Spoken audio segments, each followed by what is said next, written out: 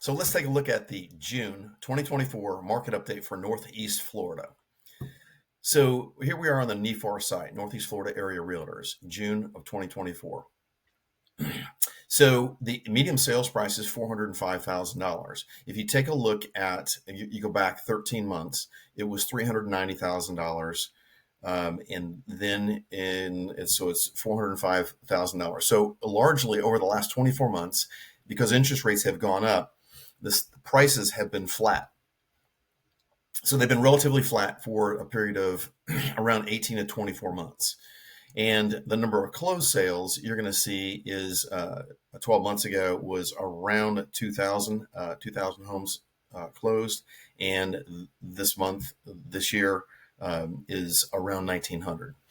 So it's been relatively flat as well. At the peak of the market, when we were just post-COVID 2021, we were selling around 3,600 houses per month.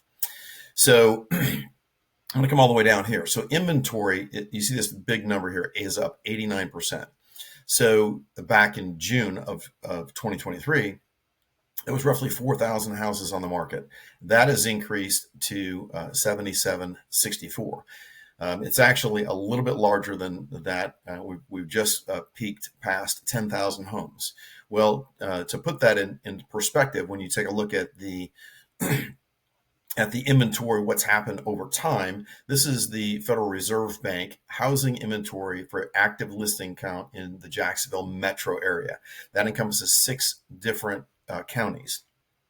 If you go back to 2016, there was 8,100 houses on the market, and we hovered around, around that 8,000 mark, 8,000 mark until COVID hit.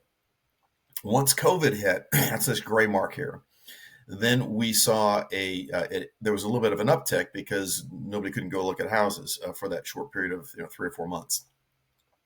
And then the government started doing stimulus packages, and the biggest thing that they did for the housing market was to buy mortgage-backed securities. And when the government is buying mortgage-backed securities, what happened was the interest rates went from 4.5 to 2.5, and made the interest rates artificially low. The second thing that happened with COVID is that if you live in New York City, if you work in New York City, you don't have to live there anymore. And so consequently, people were moving to southern states like Florida and Texas. And Jacksonville, Florida was the net new migration trends for people moving in versus people moving out. So what you had is artificially low interest rates because the government was buying mortgage-backed securities, making the interest rates extremely low with this type of stimulus. And then the second thing is the migration from the Northeast, because you don't have to live there. You don't have to, if you work in New York City or New York Northeast, you don't have to live there. And so the inventory just went down, down, down, down, down. And we actually got down to around 1,700 houses, which is a historic low for Northeast Florida. And then in early first quarter of 2022, interest rates started to rise, and so did the inventory. And so the negative impact that has happened because of higher interest rates is that there are more and more houses that are on the market. So we're back up to actually over 10,000 houses on the market right now. The updated number is between 10 and 11,000.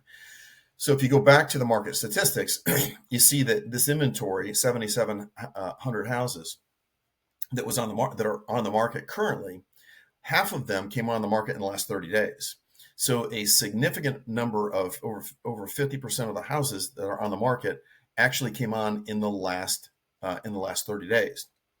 That's a very big number when you're only pending, which means they've gone under contract, but they haven't closed yet, when you're only pending 1,200. So the real number is around 10,000 houses, because this is a little bit of a lag or delay. So you're looking at a situation where 1 in 7, 1 in 8 houses, for every one house that sells, 6 or 7, 8 are not.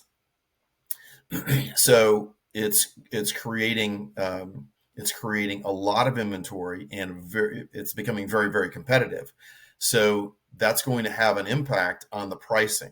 The pricing has been relatively flat for the last 12 to 24 months, But with the supply and demand, when the supply is high, when the supply is high, and the number of buyers in the market is around 1,800 that are pending, 1,200 that are pending, or 1,900 that are closing, then you're going to see some price adjustments and pressure on the pricing to go down and be a little bit more competitive for home sellers.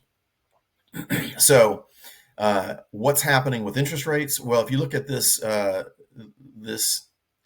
history of more 30-year fixed rate mortgages in the United States going back to 1971, they were around 7.5%. Then they got up around 18% in the 1980s, and then they've come down, down, down, down, down until we hit a historic low. At no time in history that had ever been at 2.5%, and then with interest rates now rising, we're in the sixes.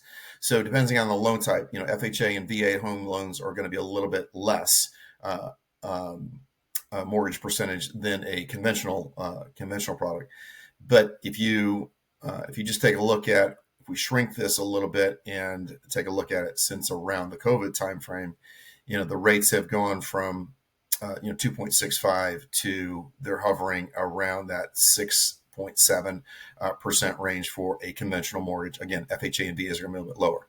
So taking a look at the market stats, your pricing is flat, and the inventory of houses is growing every single month by several thousand. And the pending sales are anywhere between the 1,200 and the 1,900 per month. So we're seeing a lot of inventory coming on where folks are wanting to sell. There's a lot of pent-up demand for folks that want to sell, but with interest rates, there just isn't that many buyers, because when the interest rates went up, it's changed for the average price point of $400,000. It's changed the average person's monthly mortgage payment by about $1,000 to $1,200 per month. So they're not buying that $400,000 house anymore. If they were pre-approved for a $400,000 house 18 months ago, now they're pre-approved for a $300,000 house. It's pushing buyers down into different price range. So with the Fed saying that they may drop interest rates in September and also in the fourth quarter, with that, if the interest rates come down, then buyers will be able to purchase more home. So inflation is getting under control, and things are improving in our local economy and our national economy. And you're going to see that as interest rates come down, there will be more buyers in the market, and they'll be able to purchase homes that are at a higher price point because of the easing of inflation. I hope you enjoyed this market update, and we'll see you again here in 30 days. Take care.